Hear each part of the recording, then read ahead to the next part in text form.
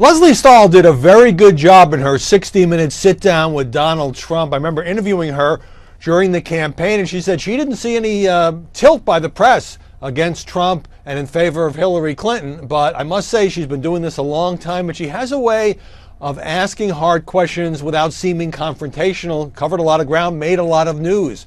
What was most striking in watching the show, which went on, for nearly an hour, taking away the commercials, was the sober, perhaps somewhat subdued tone of the president-elect.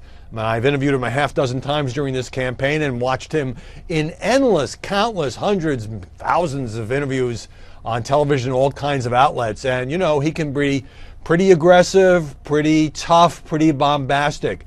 And I think he deliberately chose to kind of lower the temperature, both in policy terms and in terms of his demeanor. Because, you're sitting there watching and thinking, 6 days ago, nobody in the media at least, thought this guy was going to be the next president of the United States. And that to some extent, the weight of the office and now suddenly getting calls from foreign leaders and all of that had to have an effect, as it does on every man who wins the presidency, to make you turn more serious and also to realize that every word you say sends a signal around the world, can send shockwaves around the world. And I think that's why we saw the more subdued Donald Trump. So when it came to abortion, Donald Trump didn't want to say, I want Roe v. Wade overturned. He said he would appoint pro-life judges to the Supreme Court, that eventually there might be a ruling that would return it to the states, but he didn't quite embrace the position that people who are pro-choice are hoping would not happen. Really striking on same-sex marriage, Trump just said, look, it's a settled matter. The Supreme Court has ruled, and I'm fine with it. I wasn't surprised because when I interviewed Trump soon after the Supreme Court ruling in 2015, he clearly didn't want to make an issue out of it. He's not somebody who has run against gay rights or against gays. I think he has a lot of friends in New York who are gay and so forth. He's still going to build the wall. Some of it may be offense, he told Lesley Stahl.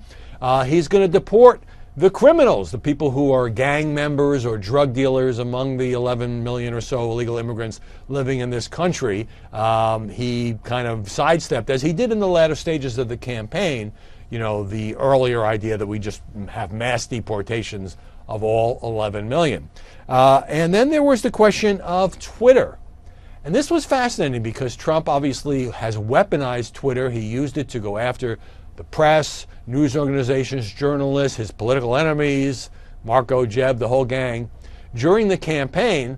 And he said, it gave him a way of sort of fighting back against being outspent and the negative coverage. But now he says when he's president, he will be very restrained, to use the president-elect's words, on Twitter, if he uses it at all.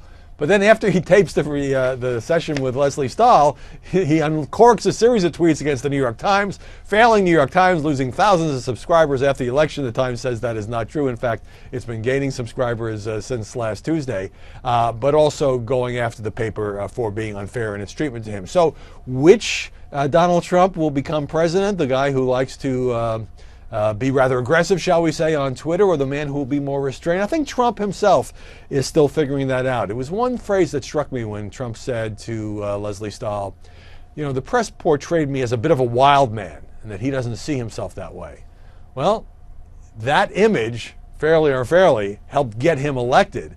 But it's very different to govern than to campaign. Every single president-elect faces this. We're all waiting to see. We're looking for the signals through appointments and policy pronouncements and just body language. What kind of president Donald Trump will turn out to be.